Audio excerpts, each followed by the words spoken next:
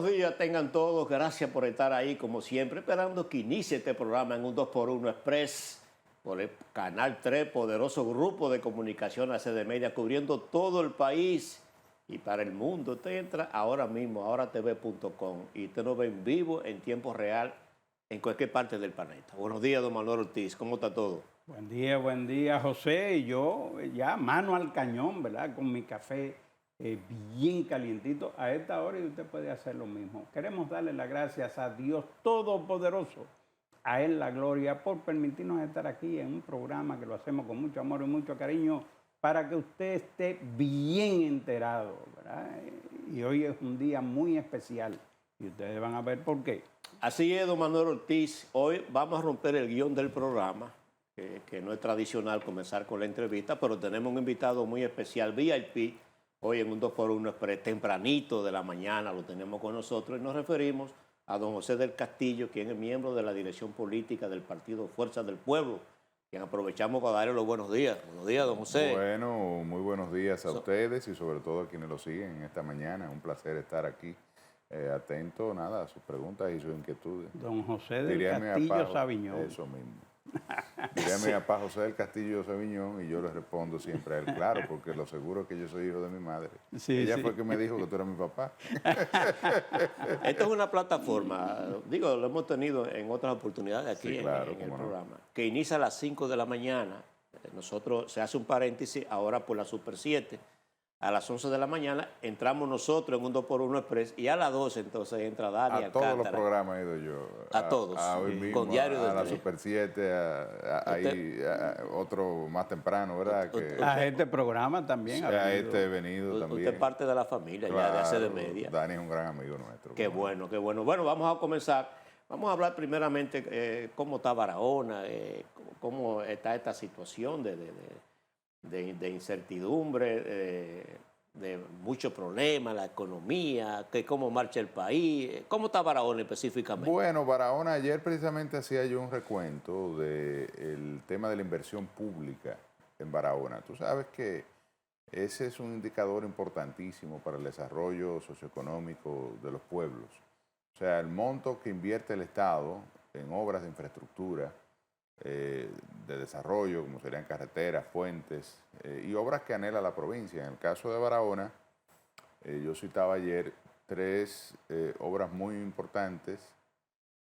Una, la presa de Montegrande, que aunque se finalizó la parte de la construcción del embalse y se inauguró en enero del año 2024, todavía a esta fecha no tenemos ninguna indicación de qué va a suceder con las obras complementarias de la presa, que son lo que realmente le dan a esta infraestructura hidráulica que en términos generales, como infraestructura en sí misma, es la de mayor impacto en términos socioeconómicos, no solo en la provincia de Barahona, sino en la región Enriquillo, sobre todo en las provincias de Independencia y Bauruco.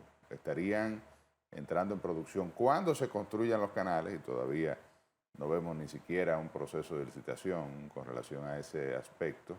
Estarían entrando en producción alrededor de 300.000 nuevas tareas de vocación agrícola. No se ha construido tampoco la línea que suministraría de agua potable al acueducto de la región suroeste y permitiría resolver un tema que afecta de manera tradicional a esas provincias que están en una zona muy seca del país, donde llueve muy poco, es el acceso al agua potable, y finalmente el tema de la construcción de la generación hidroeléctrica. Esto ni siquiera apareció en el presupuesto del año 2026 ninguna partida, a pesar de que cuando fui senador, ya en el año 2024, una de mis últimas acciones fue levantar la mano aprobando el préstamo para financiar la ejecución de las obras complementarias de Montegrande. Entonces, a esta altura no entendemos qué ha sucedido ahí, y esto es un tema que evidentemente impacta de manera muy negativa a la provincia, el hecho de que no se culmine con la construcción de este proyecto. Otro proyecto que está detenido, incluso con una asignación presupuestaria de casi 1.000 millones es la carretera Enriquillo-Barahona, que tiene cerca de 14 años en proceso de construcción y que ahora, desde el año 2021, está afectada por una zona donde se produjo un derrumbamiento, ¿no? La zona se llama el derrumbado, porque tradicionalmente hay un deslave de la montaña y esto requiere una intervención a nivel de ingeniería civil para poder resolver ese tema. Y es lamentable que este tramo carretero esté tan afectado. No se resuelve ese tema, que ya el primer derrumbe se produjo en el año 2021, es decir, casi 5 años atrás. Y se le asignan casi 1.000 millones a la carretera y al día de hoy, cuando tú vas a la cuenta de inversión de capital en obras de infraestructura, te das cuenta que se ha ejecutado cero, o sea, no se ha ejecutado un centavo. En general, el presupuesto de inversión para la provincia son 2.300 millones de pesos y apenas se ha ejecutado al mes 7 del año el 27% de este monto, cerca de 500 millones de pesos. Es un tema que ha venido siendo, digamos, un elemento distintivo de esta gestión de gobierno. Baja inversión pública,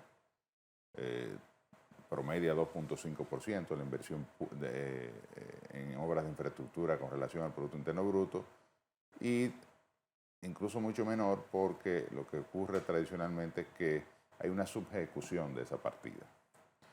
Es lamentable porque eso impacta el desarrollo económico, afecta mucho más a provincias más pobres porque se prioriza Santiago, San Francisco de Macorís, el Distrito Nacional, el Gran Santo Domingo, pero lugares como Barahona y el resto de la región de Enriquillo, que alberga 4 de las 10 provincias más pobres de la República Dominicana, mantienen ese rezago, fruto en gran medida de estos niveles bajos de inversión. Castillo Sabiñón, un hombre enterado, ¿verdad? Fue ministro de Industria y Comercio y MIPIMES, porque fue el creador del viceministerio de MIPIMES. Y precisamente ahí en las MIPIMES, yo quiero preguntarle, ¿cómo usted visualiza actualmente el desarrollo de la micro, pequeña y mediana empresa en el país? Primero, uno nota que no es una prioridad del gobierno el atender este sector. No quiero decir yo que fui el creador de ese viceministerio, realmente lo fue el expresidente Danilo Medina, que tenía un plan para ese sector, que fue apoyado del Ministerio de la Presidencia, en ese momento lo ocupaba Gustavo Montalvo, y yo diría que fue una labor de equipo. No me quiero atribuir méritos ajenos, pero evidentemente me tocó como ministro de Industria desarrollar gran parte de este tema, que se le asignó a un viceministro muy dinámico que tenía yo en ese momento, que era Ignacio Méndez, que hizo una gran labor. Un saludo para Ignacio Claro, Méndez. que hizo una gran labor que hay que reconocerlo. Hoy creo que está presidiendo la Casa de España, el Consejo Directivo de la Casa de España. Sí. Entonces, realmente es un sector que ha recibido, en mi opinión, poca atención de parte del gobierno. Al contrario, las acciones, por ejemplo, de la última modificación fiscal o mini reforma fiscal que se hizo recientemente, impacta de manera negativa a este sector, aunque se ha dicho que se le elimine el anticipo, cosa que no es cierta. Lo que se cambió el método de pago a 3 cuotas anuales en vez de una cuota mensual.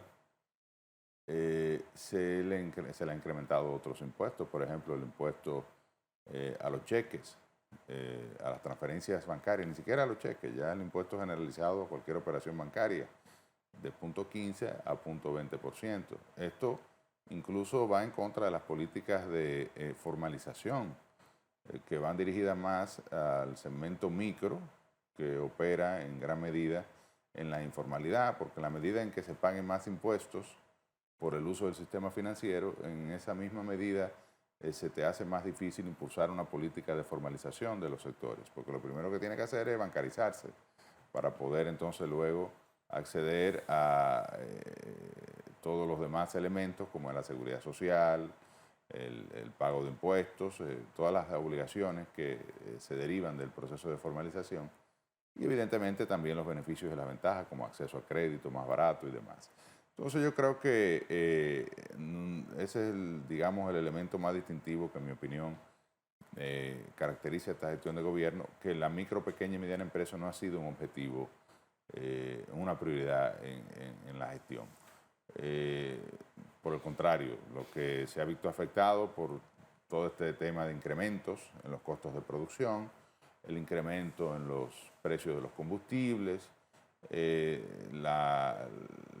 si hay algo que ha caracterizado el año pasado, un bajo nivel de crecimiento con altos niveles de inflación, en este año se ha recuperado un poco el crecimiento, decía un economista en un artículo, un economista muy reputado aquí, Andy Daguarre, un artículo que publicó esta semana. Bueno, hay crecimiento con relación al año pasado porque el año pasado fue muy malo.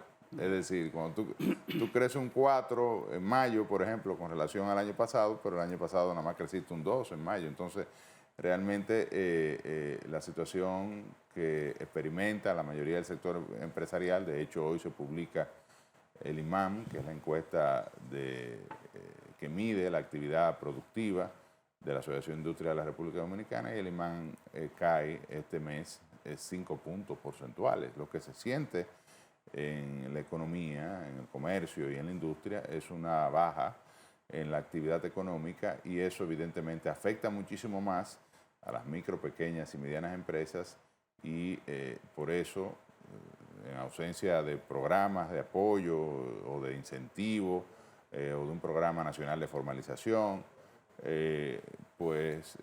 este sector se ve muchísimo más afectado. La empresa ACD Media, del cual nosotros formamos parte, este canal, el Canal 3, dio a conocer una encuesta a principios de esta semana que ya sitúa muy bien al partido Fuerza del Pueblo. Incluso en varios escenarios se mide tanto a Leonel Fernández como a Omar Fernández. ¿Qué va a pasar en el partido? Porque en una parte, cuando se mide hacia afuera, Omar Fernández, la distancia es abismal contra Leonel Fernández. Ahora, cuando se mide dentro del partido, entonces Leonel ahí le lleva la ventaja. Mira, yo creo que nosotros tenemos como organización política una gran suerte con eso, una ventaja incluso.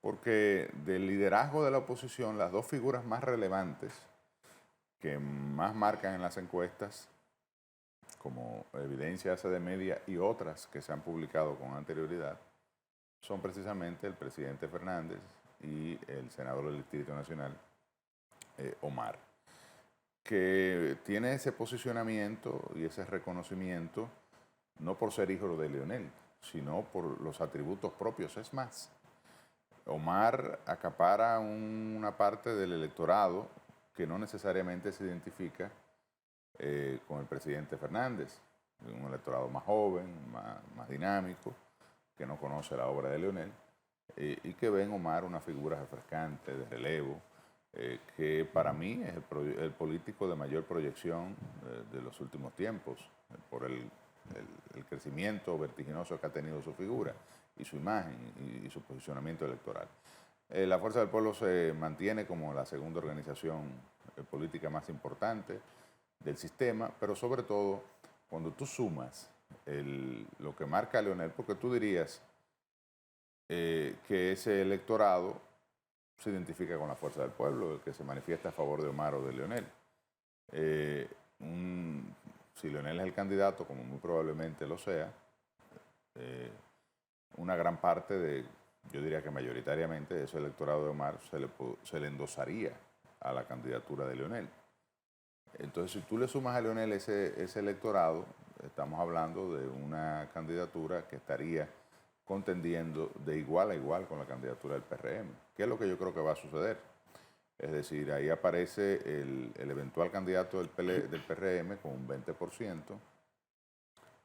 la otra opción del PRM que tiene posibilidades porque es un proceso interno y cerrado hacia adentro, aparece muy bajita en esa encuesta, pero digamos que la suma de las candidaturas del PRM y la suma de las candidaturas de la Fuerza del Pueblo te dan un porcentaje muy similar, de 27% en ambos casos.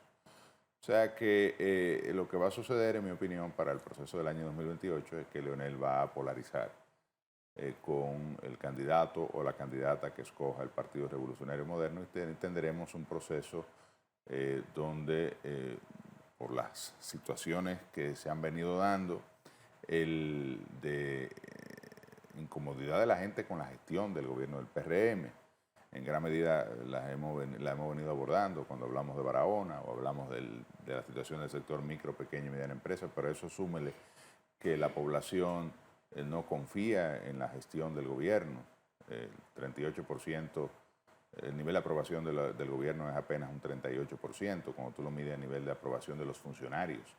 Pero además súmele a eso que la principal inquietud de la gente es el alto costo de la vida y hemos hablado un poco de los niveles altos de inflación, sobre todo en el segmento de alimentos y transporte, que ha sido el que más se ha incrementado, en gran medida por el incremento de los precios internacionales del petróleo. Usted se da cuenta que hay una situación muy compleja para el gobierno que impacta al PRM y que va a impactar a la candidatura del PRM. O sea que lo que uno prevé, y para lo que estamos trabajando evidentemente en la Fuerza del Pueblo, es para ser la alternativa para el pueblo dominicano, en gran medida porque a Leonel se le reconoce que si ha tenido un éxito en su actividad pública, en su actividad política como presidente de la República, ha sido precisamente en el área económica, donde mantuvo niveles de crecimiento promedio de alrededor de un 7%, niveles de inflación controlada y alta inversión pública que le permitió desarrollar una obra de gobierno que está a la vista de todos. Sin embargo, esa misma encuesta coloca al presidente todavía a nivel de un 50% y algo de valoración. Ha bajado de un 71%, que fue el máximo que tuvo. El PRM también viene en caída libre, un partido que llegó a medir un 49%, anda por debajo del 25%. Esto tú lo ves también en los procesos organizativos y de crecimiento que llevan las organizaciones políticas, ambas, porque yo como miembro de la Fuerza del Pueblo, que hago actividad sobre todo en la región sur, porque estoy supervisando la provincia de Azua y tengo evidentemente un vínculo indisoluble con la provincia de Barahona y me muevo en esos territorios haciendo juramentaciones y actividad política. Nos estamos dando cuenta que estamos recibiendo mucha base de sustentación de dirigentes del PRM, extrañamente a 2 años del gobierno. Digo, a mí no me extraña, las razones están ahí, la acabo de explicar, pero el desespero es tal de muchas de esta dirigencia que estaba vinculada al PRM y que están pasando a formar parte de las organizaciones de oposición, sobre todo la Fuerza del Pueblo. Nosotros inauguramos, estuvimos en Enriquillo, por ejemplo, hace unas semanas. Vinieron 131 nuevos miembros que juramentamos ese día. La mayoría era del PRM, había del PLD, pero la mayoría era del PRM. Así sucedió en Vicente Noble, en una actividad que hicimos. Luego en los municipios, en los distritos municipales del Toro, en Tabararriba, en el distrito, en Los Negros ahí, en el proyecto de DS2 del municipio de Pueblo Viejo, en Azua. Es decir, en todo el territorio nacional se están dando salidas, pero sobre todo del PRM. Sí. Y que van, evidente, a incorporarse a la Fuerza del Pueblo. Y te digo la verdad, hasta el PLD ha recibido parte de ese influjo. Sí, Sabiñón, nosotros hemos visto que una parte de la población no está interesado en ir a las urnas a votar. Eso en primera parte. Y en segundo lugar está que hay muchos dominicanos en el exterior y sigue creciendo el número, ¿verdad?, de dominicanos en el exterior. Sí. Ahí en esas dos áreas, ¿qué está haciendo la Fuerza del Pueblo? Bueno, lo primero, que la desafección es un elemento que está afectando a todo el sistema político. Vimos precisamente en ACD Media que el 55% de la población no se identifica con ningún partido, o sea, no se identifica con uno de los partidos del sistema. Esto no quiere decir que no participe y que no vote. De hecho, la misma encuesta demuestra más adelante que a pesar de que muchos de los que no se manifiestan que no saben, no responden o que no está vinculado a ningún partido, luego tienen una preferencia electoral hacia las elecciones presidenciales. Pero hay una baja participación a nivel de estructura partidaria. Esto yo pienso que es un motivo de reflexión para la clase política. Creo que en gran medida tiene que ver mucho con que se ha perdido conexión con los intereses de la población. Hay un nuevo estilo de comunicar la política, el uso de las redes sociales, la influencia que han tenido ciertas figuras, que incluso salieron medidas en el caso de Alofoque, para mencionarlo ya abiertamente en la encuesta, y sacó el mismo porcentaje que el eventual candidato, que el mejor candidato del PLD, que de acuerdo a la encuesta sería Gonzalo, o sea, sacaron un 6% ambos. Ya te das cuenta de que una figura que es un outsider de la política, que viene de los medios de comunicación, de los no tradicionales, que son los que están impactando muchísimo más, el uso del YouTube y de las plataformas digitales, Instagram y otras, TikTok y demás, y estos reality, estos programas, y estos métodos nuevos de comunicar son los que están dando resultados. Entonces, pienso que los partidos tradicionales deben ver ese tema, ver cómo conectar con los jóvenes, que representan alrededor del 40% del electorado para las elecciones, aunque han venido disminuyendo en su peso porque ya el bono demográfico dominicano se agotó, es decir, la población se está poniendo un poco más vieja. Más madura. Exacto. Entonces, ¿qué ha sucedido? Para esta elección que viene del año 2028, los jóvenes serán un 36%, pero vienen de ser un 41% en la elección pasada. Sí. Es decir, la población se está envejeciendo un poco más. Rafaelín Pérez, quien fuese el diputado que renunció recientemente a la Fuerza del Pueblo, claro, se está anunciando que se va a juramentar en un acto allá el sábado al Partido Revolucionario Moderno. Qué bueno. ¿Cómo impacta esto a la Fuerza del Pueblo allá, principalmente ahí en la zona de Pedernales? Mira, yo a él no lo conozco, te digo la verdad. Habría que preguntarle a Dionis Sánchez. ¿Al diputado tú no lo conoces? Bueno, lo he visto en la prensa. Habría que preguntarle a Dionis Sánchez sobre el impacto que él pudiese tener. Dice que se va a vaciar, Pedernales. Sí, como se vació Santo Domingo, la provincia de Santo Domingo, cuando se fue el senador del PRM, ¿verdad? No, porque él no se ha juramentado en ningún otro partido. Bueno, pero se fue. Y es un senador del distrito que tiene una relevancia, el senador más votado, el legislador más votado por el tamaño de la provincia, lógicamente. Recibió cerca de 500,000 de votos. Mira, lo cogí como chanza, pero realmente hay un proceso de reorganización en la actividad política. Ahora, el que se va para el gobierno, yo no le doy ningún valor, porque ese se va, la paloma vuela en donde hay pan, ese se va a la miel. Como dice la canción. Sí, se va, es un ejercicio de oportunismo puro y duro, digamos. Tendrá sus razones, yo no lo dudo, claro. Bueno, él argumentó que... es una figura que tuvo un buen desempeño en el proceso electoral pasado. De hecho, de 2 diputados que tuvo Pedernales, que tiene Pedernales, él salió electo a pesar de ser de un partido de oposición. Hay que reconocerle su liderazgo, no hay duda.